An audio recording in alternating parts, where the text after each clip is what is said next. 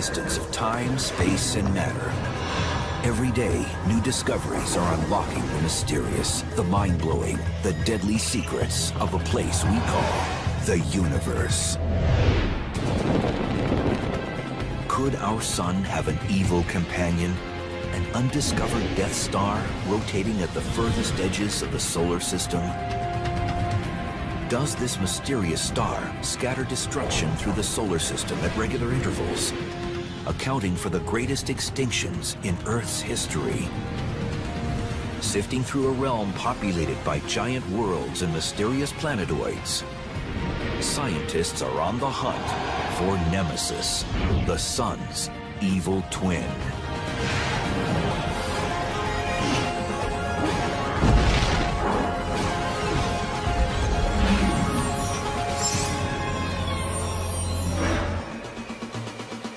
Of the billions of stars twinkling overhead, one may be a scourge to life on Earth, an evil twin to the sun named Nemesis. Some scientists suspect that Nemesis is a dark, still undiscovered star orbiting our sun. And every 26 million years, it triggers a disaster.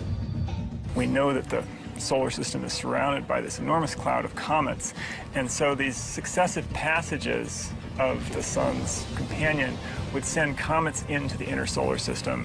Some of them would hit Earth. What follows is death on a colossal scale.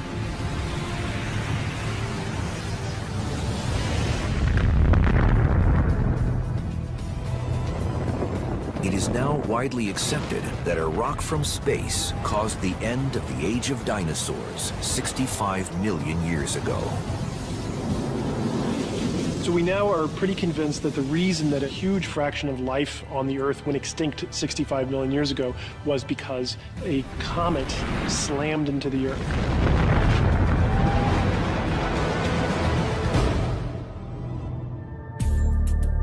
But astronomer Richard Muller has proposed a revolutionary theory to explain why that space rock crashed to Earth at that particular moment.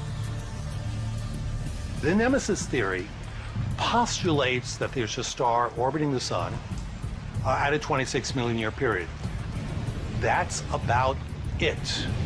Almost no other assumptions need to be made. Muller believes that as Nemesis nears the sun, its gravitational disturbance sends comets flying through the solar system. The resulting impacts have been the source of many major extinction events in Earth's history. Muller explains how the theory came about. Two paleontologists, when looking at patterns of extinctions, came across something that seemed utterly insane. They said that similar extinctions were taking place every 26 million years on a regular schedule. The discovery of a 26 million year pattern of extinctions seemed impossible to explain by any process native to the Earth itself. This is the sort of thing you dream about in science. It means there's something we don't understand. It means there's a discovery waiting. So I set about trying to figure out what that was. Muller made an astonishing proposal. The only logical cause of these periodic extinctions is a cosmic stalker that orbits our sun every 26 million years, disturbing the comets on each approach. In short, a Death Star companion to our sun. If this star is discovered, it is so important. It was a major player in the evolution of life on Earth. Without this, perhaps the dinosaurs would still be here.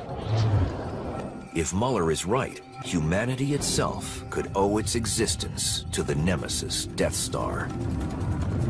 After all, each mass extinction wiped out vast numbers of species, but each also cleared the way for new species to arise, including, ultimately, humans. We can witness the way Nemesis would have altered evolution on Earth by looking at a controlled burn on the Santa Rosa Plateau in California. So every now and again, some cataclysmic event happens that wipes out a huge number of species here on Earth. And this is just like happens with these controlled burns, where the burn wipes out a number of species, which then makes room for new things to take hold. So, I'm seeing a fire raging behind us. What's going on there? Why do you light fire? We're out here setting this fire to clear part of this vegetation away to get rid of the non-native species of plants that are growing here so the native can grow back. We come here and burn annually in different plots of land so that it can be studied, and we can also see the impact it's having on that environment.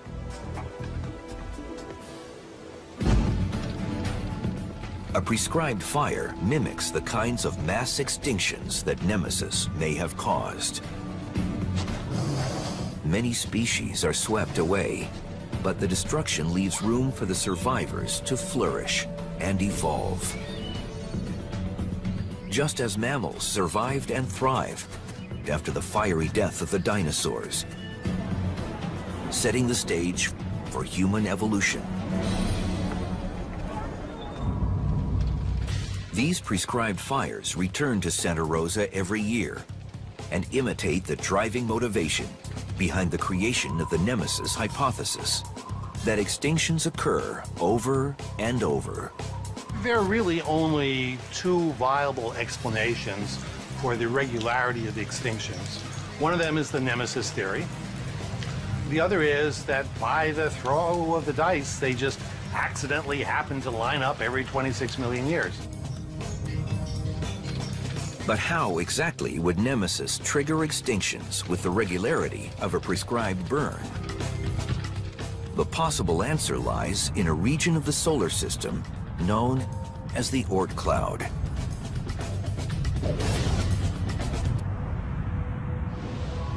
The Oort cloud is the place where comets are kept in cold storage until they come screaming in towards the sun. So these things are sitting in deep freeze, sort of at the distance halfway between us and the nearest stars.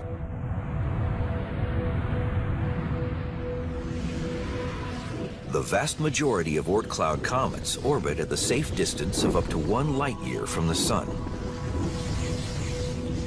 That is, unless something disturbs their orbits. Occasionally a star will come by and they'll get a little bit jostled, and a little jostling can do a lot of things. It can make them go away and leave the sun entirely. It can put them on a slightly different orbit. But one of the things it can do is put them on an orbit that slowly falls in toward the sun.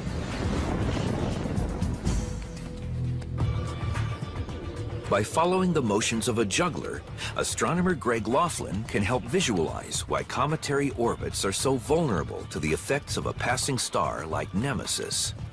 Hey, Greg. So this is Josh Horton, and we've enlisted Josh to kind of help us understand how the Oort cloud really works. How many balls are you actually able to keep up in the air at one time? That was 7. I can do a little bit of 8 and 9, but 7 is what I practice the most. The arc of something that a juggler is tossing up is very much like the arc that a comet makes on its eccentric orbit, especially because it's going slow near the top and it's going very quickly near the bottom. If we want to simulate the whole Oort cloud, then we've got to keep a lot of balls in motion. So I'm wondering if you can maybe give me a quick... Yeah, I can try. Try to... Okay, well, let's start with 2. 2 balls.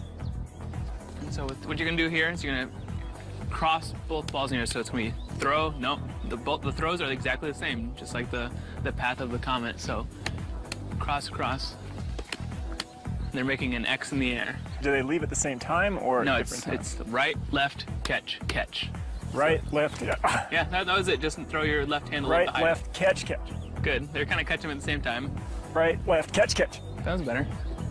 So I'm a little bit like a solar system where there's some serious gravitational instability in the mix. So Josh is keeping 7 balls in the air at the same time, and that's not unlike the sun's job, which is to keep trillions of comets all orbiting in the Oort cloud.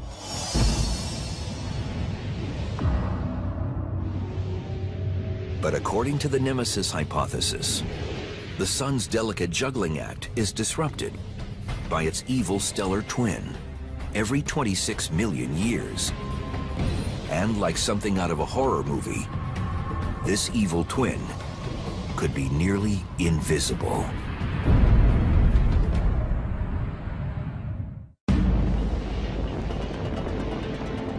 Does our sun have an evil twin? A star named Nemesis orbiting the distant reaches of our solar system? And every 26 million years, does it fling comets from the Oort cloud toward Earth? Sometimes they get tossed out, other times they orbit harmlessly until they evaporate and go away. If you have comets rattling through the inner solar system, then in a sense all bets are off. Scientist Richard Muller not only theorizes that this periodic mayhem is caused by a deadly companion star to the sun, he believes he knows precisely what kind of star it is: a red dwarf. That there is a star orbiting the sun in a 26 million year period, that was my idea. Let's assume the star is a red dwarf star. Why red dwarf? Because that's the most populous star in the galaxy.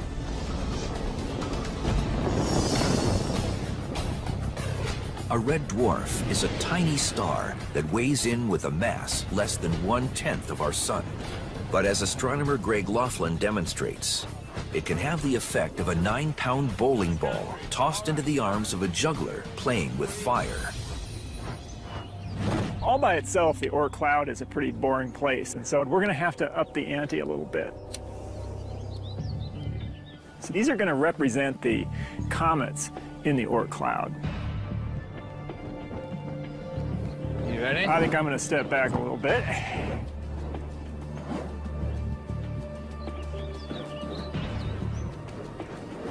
So Josh has got them all going nicely, just like the comets orbiting in the Oort cloud.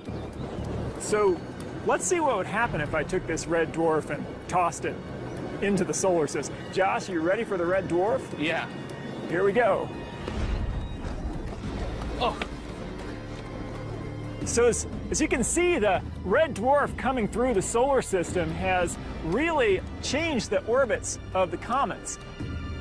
Notice that 2 of these comets actually crashed onto the Earth. That's not unlike what happens when a giant impact occurs and we get one of these mass extinctions.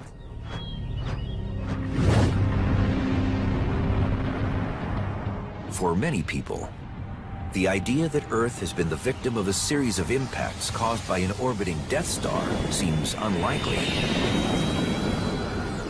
After all, when we look at the sky, we only see one sun. But in fact, the majority of stars come in pairs. Probably something like 60–70% of stars may indeed be binary or have even higher numbers of stars in the system.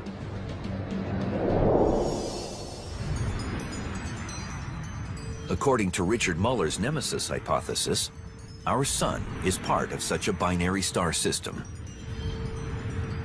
It all works. All you have to do is hypothesize that the sun, like 2/3 of all the other stars in the galaxy, has a companion. This one with a 26 million year period, and there you have it. But if so, why don't we see the sun's twin in the sky? According to Muller, the reason is simple. Nemesis is an extremely dim red dwarf. When I first came up with the Nemesis theory, the issue was, well, wait a minute, how come nobody found it? And that was pretty obvious. It has to be hard to find.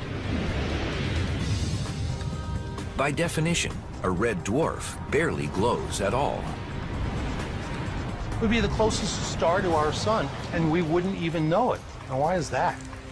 The way we discover nearby stars is either because they're very bright, and a red dwarf star is not very bright, or because the sun is moving past it. This star is moving with us. Yes, it's orbiting us, but that orbit is very slow, 26 million years. So it would be moving with us. It would just be at a fixed position in the sky and wouldn't move. In other words, when viewed from Earth, most nearby objects are shifting over time. But Nemesis is sitting still. So, as the search for Nemesis enters high gear, one key question is where to look. Luckily, scientists understand how binary stars orbit each other, and they can apply this knowledge to the search for Nemesis. If both the Sun and Nemesis were of equal mass, they would orbit each other in a vast but equal circle, and the search for Nemesis would be relatively easy.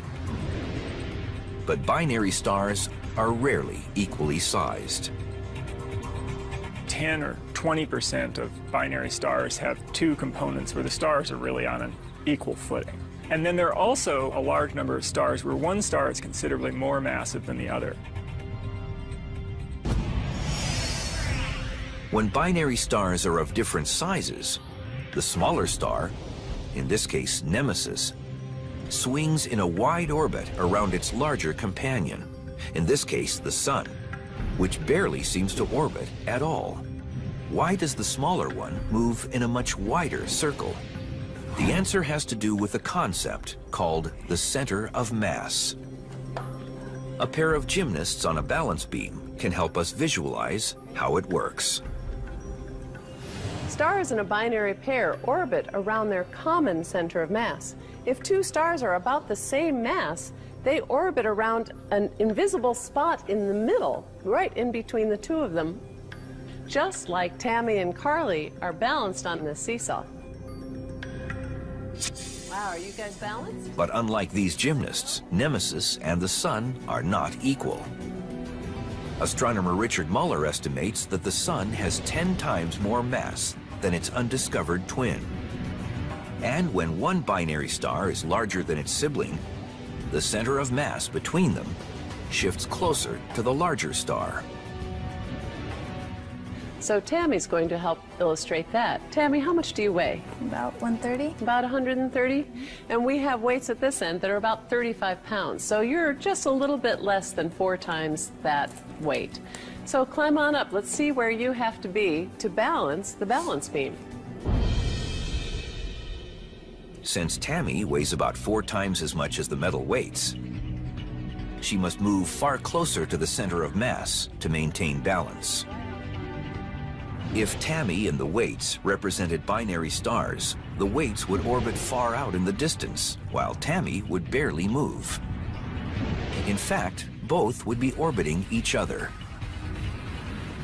It's kind of a misconception to think that the more massive star doesn't move and the less massive star just goes around it.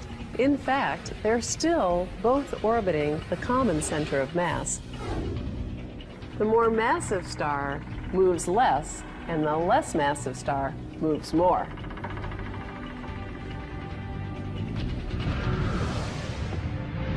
This insight is key to calculating where Nemesis might lie in relation to the Sun. We know it's a 26 million year period. That tells us how far out it is. It has a radius of about a little over a light year.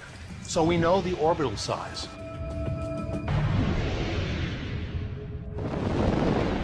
Now that scientists know roughly where to look, the search for Nemesis is in full swing. And so far, that search has led to an astounding new theory.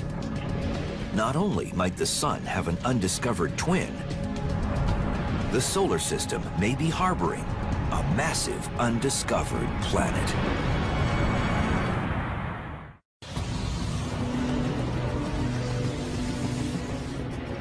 In the hunt for an evil twin to our Sun that shakes comets loose and rains death across the Earth, all of the pieces are in place, except one. The Nemesis theory really needs the smoking gun of actually finding direct evidence for the object itself in order for the whole thing to hold together. Now, why haven't we found it yet? Actually, there are quite a few astronomers who don't pay very much attention to this and simply assume that if it existed, it would have been found by now. We believe this thing can be found within the next few years. What it takes is a survey of dim stars.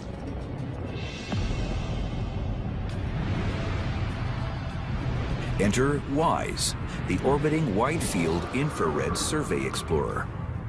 a powerful new tool that just might crack the Nemesis mystery. The reason that WISE is going to be so good is because it operates in the infrared. It sees heat, basically. By measuring heat instead of light, infrared scanners can make warm but dark objects easy to spot. The nice thing about looking in the infrared at the heat of it is you don't care how far away you are from the sun. Jupiter provides an example. The temperature on the surface of Jupiter measures 230 degrees below 0 Fahrenheit. But that's blazing hot when contrasted with the 450 degree below zero temperature of space. So even in the absence of sunlight, a distant Jupiter-like planet would glow brightly in the infrared.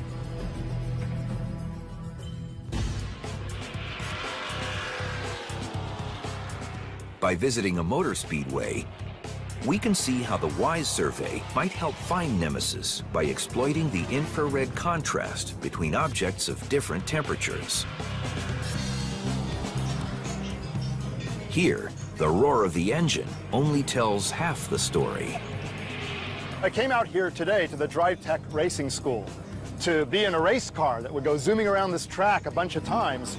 And the idea was to film the car with an infrared camera and show us things that are hot, hotter than the outside surroundings, and glowing at infrared wavelengths.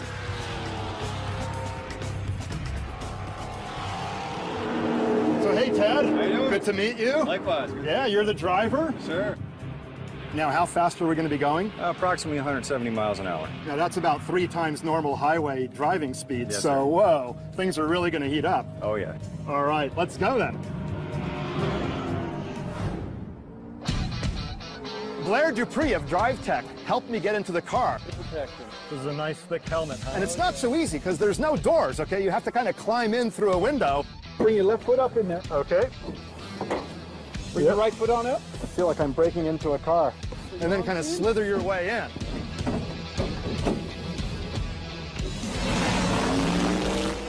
Being in that race car was really exciting.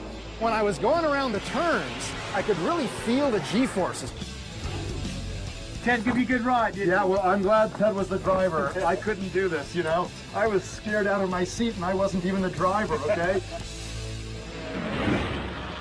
With the car nicely warmed, a FLIR infrared camera, set up by thermal imaging expert Ross Overstreet, sees everything literally in a new light. Hello, Allie. Ross, how are you doing? Doing good. How are you doing? Good, good. Let's look at these infrared images. Right now we're pointed at the back of the car. The best way to think about it is it's more of a measurement device than a camera. It's like having a million different thermometers spread across the image. We're actually getting temperature measurements on each of those pixels. Things that are supposed to be hot look like they're glowing. They're red and orange and white. And things that are cold are colored blue and black, and colors you associate with cool objects. Right. And you'll notice there's several different hot areas of the vehicle. Now, I see some variations across the tires. Yeah, and you'll notice that the one tire is a little bit warmer than the other. The right-hand tire was indeed hotter than the left-hand tire because there was more pressure on it during the turns. So how hot is that hotter tire there?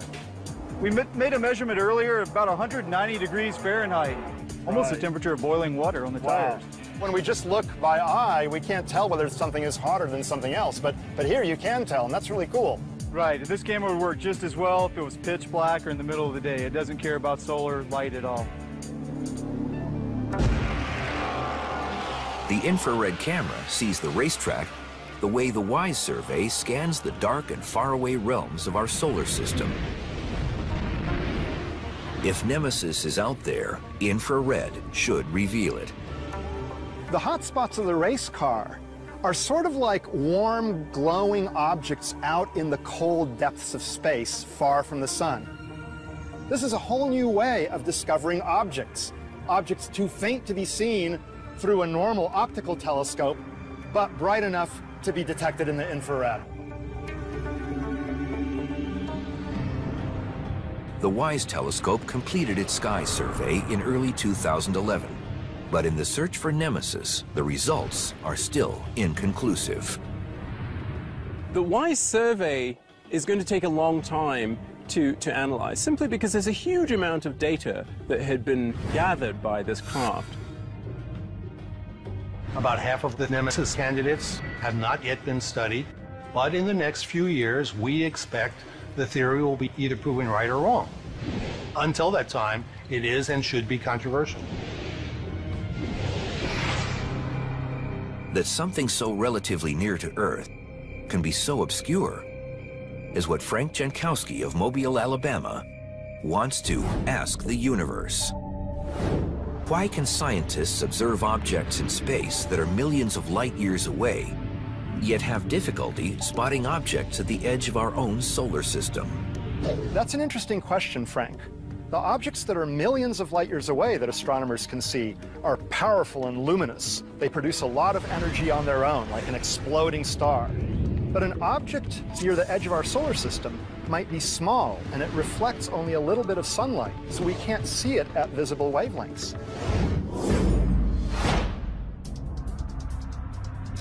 But as scientists analyze the data for signs of Nemesis, they have made a disturbing discovery.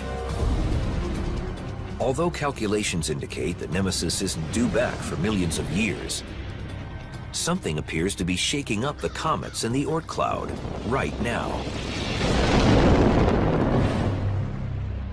Could Nemesis already be upon us?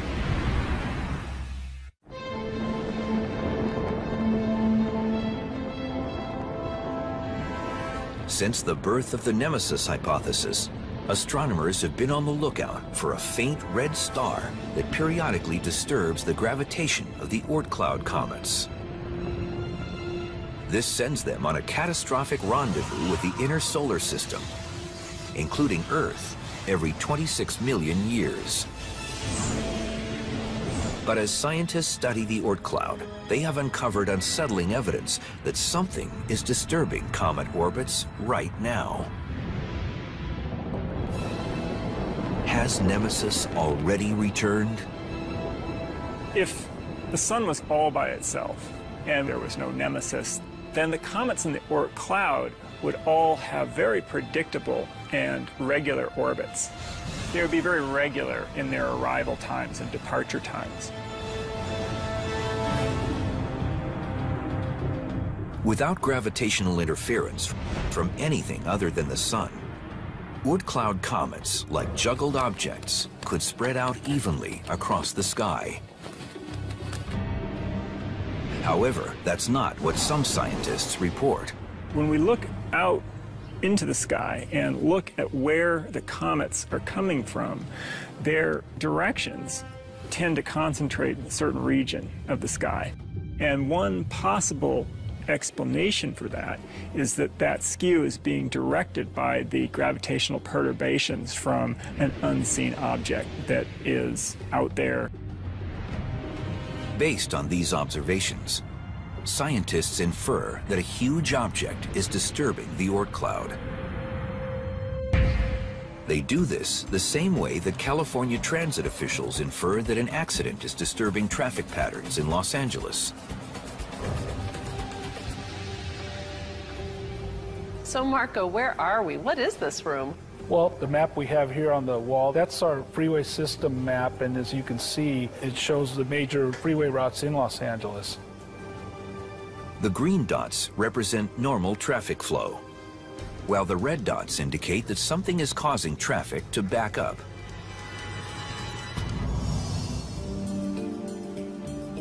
So the speed here is just one indicator that something's going on, but to really know what's going on, you either have to have a camera or a report from somebody who's actually there and able to tell you what it is. That's correct. Astronomers have this problem all the time. They're trying to understand what they can't actually see. In astronomy, we frequently infer the existence of something not because we can actually see it, but because we can see the influence it has on the objects around it.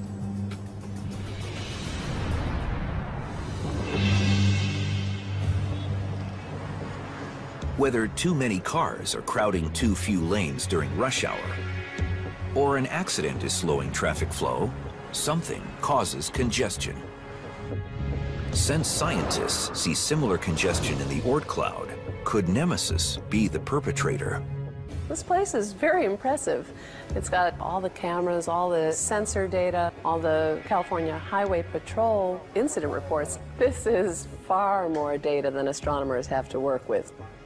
If we only had remote cameras all throughout the outskirts of the solar system, we might know a lot more about it.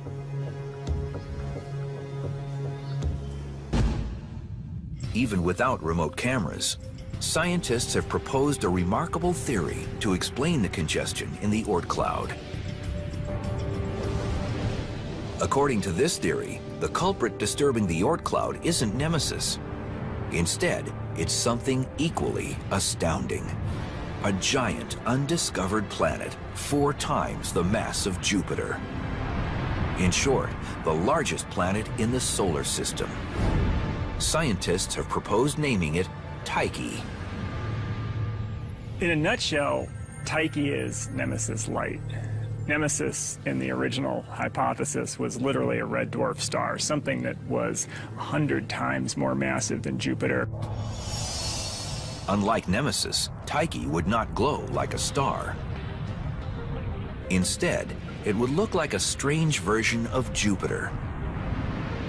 If you put on night vision goggles, then it would be quite a bit more impressive sight.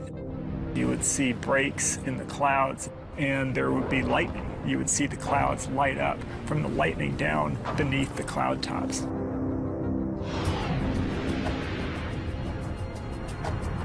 Tyche may disturb the orbits of comets in the Oort cloud, but it can't be the source of Earth's periodic extinctions. First, its proposed position puts it on a 1 million-year orbit, not 26 million like Nemesis. Second, it's too small. Tyche doesn't really have the gravitational mojo to dislodge comets, send them crashing in these periodic extinctions, really rearrange the Oort cloud.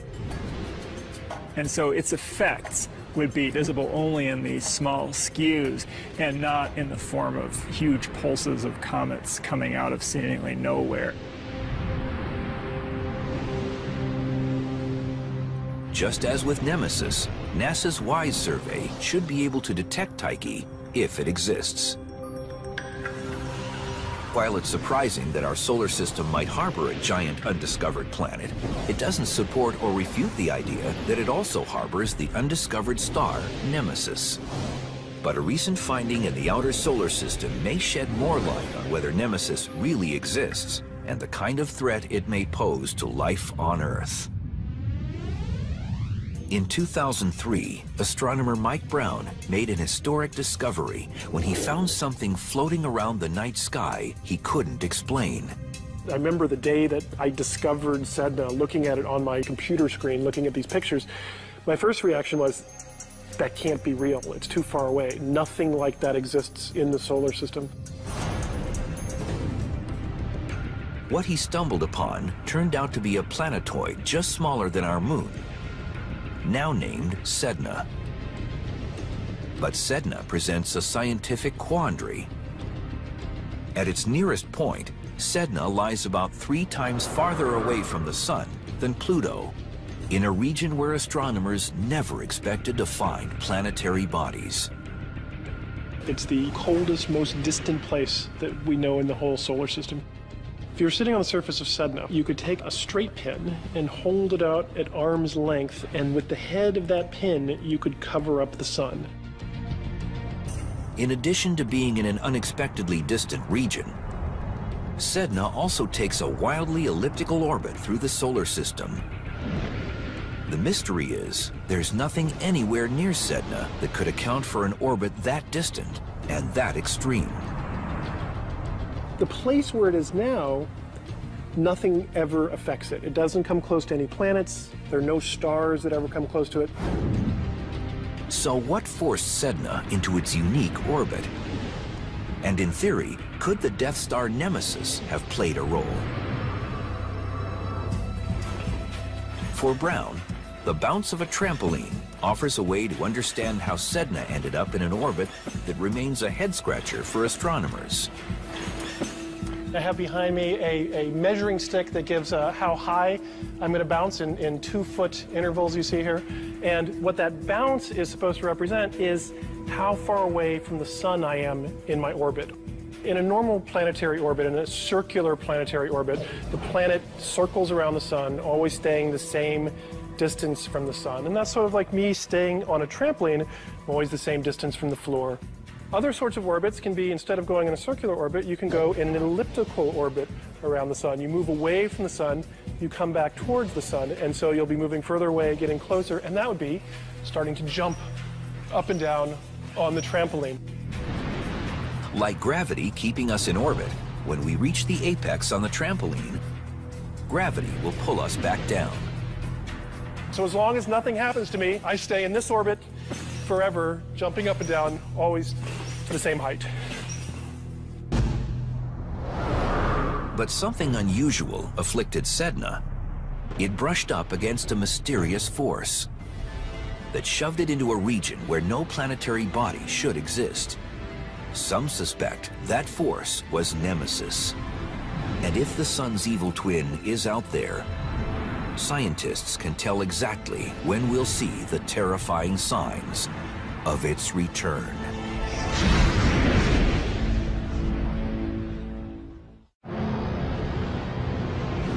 As astronomers search for a Death Star named Nemesis that might periodically cause mass extinctions on Earth, the recent discovery of a tiny world named Sedna could prove key. Billions of years ago, Sedna revolved around our sun like other planets in a nearly circular orbit. But then, two strange things happened. First, something forced Sedna into an extremely elliptical orbit. And then something else pushed that orbit out so far that it seems to defy any visible explanation. The first question, what caused its elliptical orbit, is fairly easily explained. It could simply have been gravitational tugs from the outer gas giants Jupiter and Saturn. A trampoline can help illustrate. To really understand how orbits in the solar system work and we get these very elliptical orbits, we need to get more height on the trampoline, and I can't do it. So Ken, I'm going to need your help. Well, awesome. I'm ready to help. Let me get out of your way. Just as extra people on a trampoline create extra bounce, the large gas giants in the solar system can create enough gravitational bounce to stretch a smaller body's orbit into a wide ellipse. So here's Sedna on a nice elliptical orbit, but then Sedna got a little bit close to one of the planets. As soon as it does that, the extra gravity of the planet gives it a little boost into an even more elliptical orbit, but then it gets close to another planet. Let's say Jupiter. Here comes Jupiter. It bounces even higher. With enough bouncing from Jupiter, we could bounce Sedna all the way out of the solar system.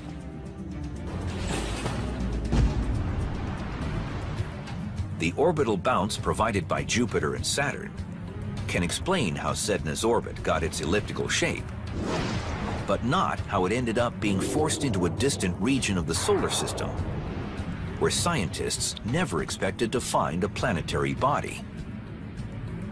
Sedna was on an elliptical orbit, getting further and further and further, and then something happened to it when it was out here. Some other gravitational force pushed it off into a different orbit, and so it didn't come back to the same place it was before.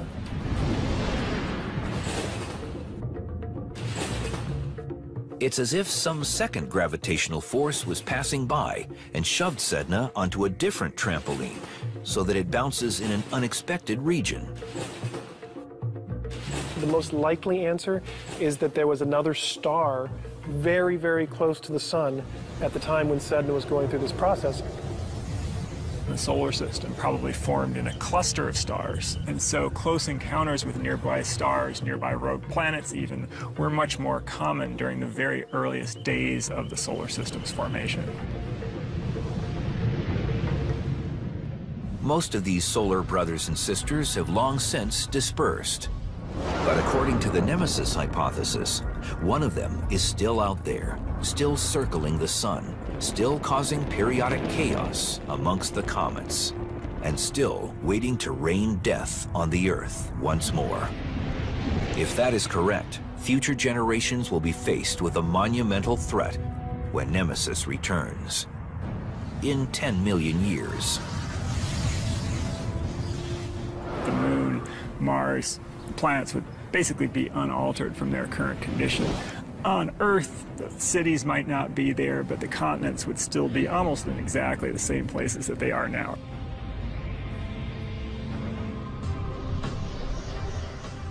But according to the Nemesis hypothesis, a major change is underway 1 light year from the sun.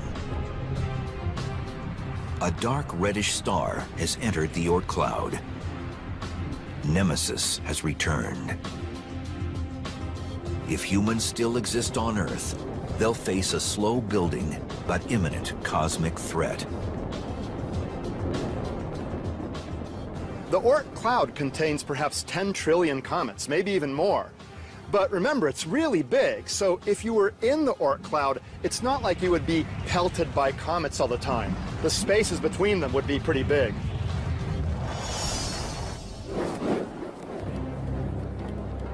Like a bowling ball in a juggler's hands, Nemesis simply shuffles some comets out of its way.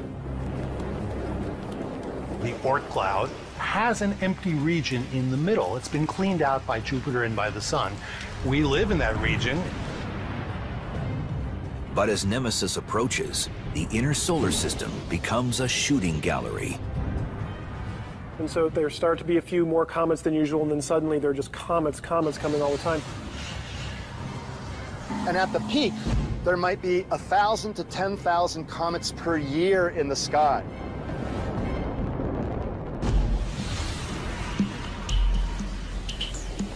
According to the projections, Earth would be in the crosshairs of this comet storm for 1 million years. Over a period of 1 million years, there would be visits by about 1 billion comets. Well, actually, you do the calculation, it turns out one of them will hit the Earth, 1 or 2. It would be difficult to predict exactly when the impact would happen, but there would be this phase, this sort of danger zone in which the chances for a catastrophic impact with something of a comet size would be much, much higher than they are now.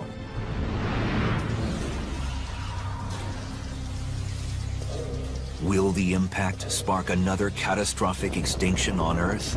Perhaps, but only if we let it happen. I like to joke that Nemesis planned this one poorly.